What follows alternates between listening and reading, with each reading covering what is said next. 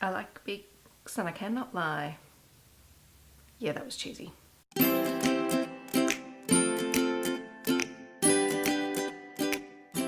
Hi guys, it's Steffi from The Novelty Corner. Welcome back to my channel. Today I am here to do my weekly reading wrap up for the week of May the 22nd to May the 27th. This week I read 5 books, which brings my yearly total up to 98, I think. It's funny, I've got 2 lists going. My Goodreads one is slightly out because some of the picture books that I read earlier in the year for review weren't on Goodreads yet, so I think it's 98. And those 5 books had a total of 1,715 pages, which is a lot, I'm not gonna lie. This week sort of hurt my brain. I think I may have pushed it just a little bit, but it's okay because I enjoyed everything that I read. So I'm gonna get started straight away. The first book that I read this week was probably the easiest because it was a middle grade book, and it was The Perplexing Pineapple by Ursula Dubsaki, which is the first book in the cryptic case book of Coco, Carlomagno and Alberta. This book I actually read because one of the kids at school was really curious to read it, and I made her a deal. I said if she read it, I would read it and we would talk about it. So we did, and it was quite fun and cute. I gave it 3 out of 5 stars. It is about 2 guinea pigs, Alberta and her cousin Coco Carlomagno, who is the chief of police in Buenos Aires. Coco calls in Alberta when cases get too strange or too mysterious for him. In this adventure, he's being haunted by a mysterious pineapple that goes past his office window. And he calls in Alberta for help to investigate, is it a ghost or is it something a little closer to home? It was a very cute book and it had lots of puzzles in it. So there's things in there like guinea pig Latin and word puzzles and mazes that the kids have to solve, which was brilliant for this little girl that I was reading with.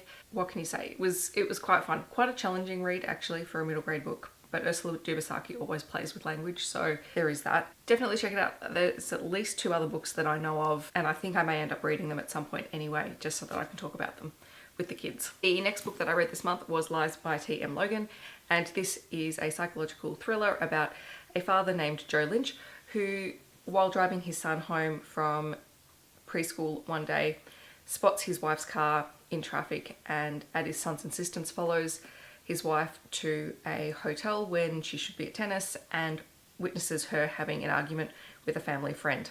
When he later confronts the family friend in the car park of the hotel, they get into an altercation and Joe has to leave Ben unconscious because his son is having an asthma attack, and when he later goes back to check on Ben, he has disappeared. From that moment on, his life begins to spiral out of control as suddenly he finds himself being stalked via text messages and Facebook hacking and all sorts of things. It's actually quite creepy. He has to unravel this mystery. This is really a story of when things go wrong, things go horribly wrong. It was quite a compelling read. I did find it a tad predictable. I worked out who was behind everything pretty early on, but it was still an interesting journey to see how Joe gets there. And Joe is one of those characters who is just so nice and so trusting and so naive that you wanted to shake him many times and ask him, what the hell were you? How did you not notice this? How did you not know? What is pretty clear is that he loves his family very, very much. He would do anything to protect them, and he has to learn how to also protect himself. I gave this 3.5 out of 5 stars. It was sent to me for review by Ellen and Unwin, so thank you very much to them. Yeah, if you like your psychological thrillers, check this one out. The next book that I read this week was The Dark Lake by Sarah Bailey, and Sarah Bailey is a debut Australian author. This book was one that I had trouble putting down. It is a crime thriller sort of book. It is set in a Sydney town, and it is the story of Detective Sergeant Gemma Woodstock as she investigates the murder of a local high school teacher who she also attended school with when she was in high school herself. There is a lot of mystery surrounding this teacher. There are a lot of secrets and unresolved issues and a lot of conflicting reports from people who knew her. Gemma herself is a very complex character. Gemma also has her own secrets that she is trying to keep under wraps as she investigates the story, and it looks at how lies can bury you and how obsession can turn into madness. And I mean, this was just great. It was set in the summertime over Christmas, and in Australia you can have these really hot claustrophobic summers, and that's what this book felt like. It was claustrophobic. As this investigation just dragged on and they tried to solve it, it became one of those gripping stories that you just had to keep reading. I gave it 4 out of 5 stars. Again, this book was sent to me for review, so thank you very much to Ellen and Unwin for that. This one I really liked, and I think I'll be rereading to see what I missed the first time around. Next book that I read was Losing It by Moira Burke, which is an Australian young adult fiction novel, and I picked this up so oh yeah, this will be a little bit lighter and a little bit easier after reading those giant crime thriller books, and it really wasn't, so best laid plans.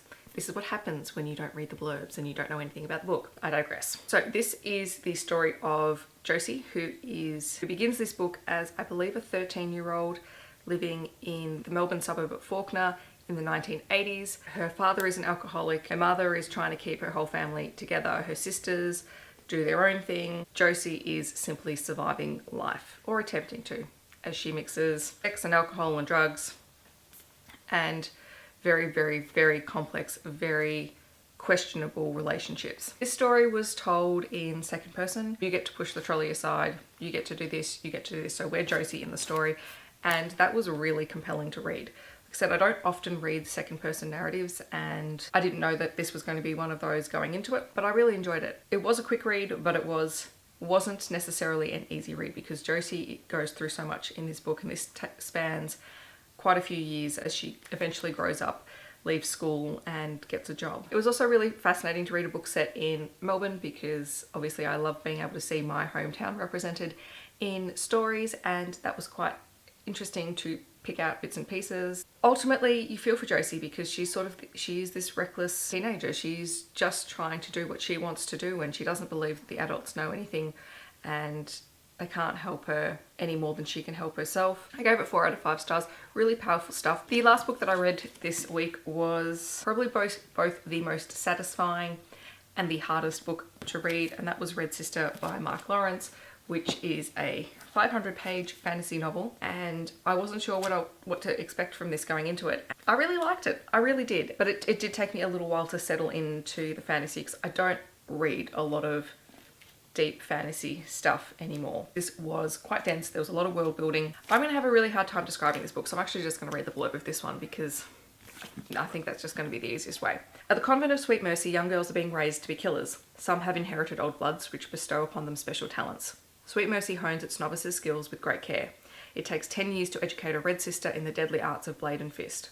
But even the mistresses of sword and shadow don't fully understand what they have purchased when Nona Grey is brought to their halls as a child of 8, falsely accused of murder, but guilty of worse. In her short life, Nona has made many powerful enemies, and despite the security and isolation of the convent, her secret, violent past will one day find her out.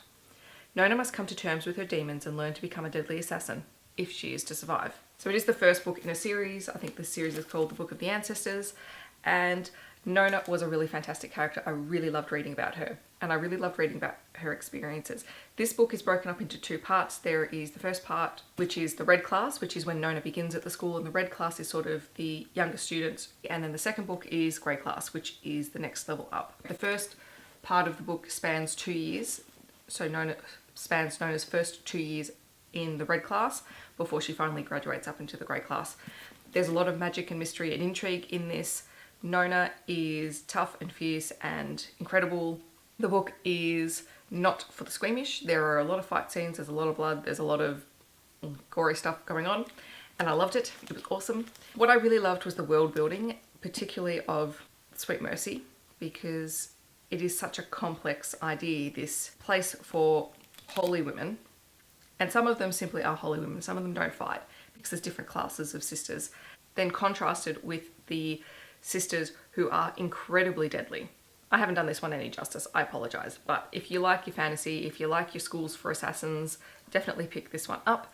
I gave it 4.5 out of 5 stars. So that's everything that I read this week. It was a lot, but I enjoyed it. It was good fun. Let me know in the comments, what have you been reading this week? Anything stand out to you? Anything that I should read? Have you read any of the books that I've read? Please let me know and we can discuss them in the comments. I hope that wherever you are in the world, you're having a wonderful day, and I'll catch you guys in my next video. Thanks so much for watching, guys. See ya.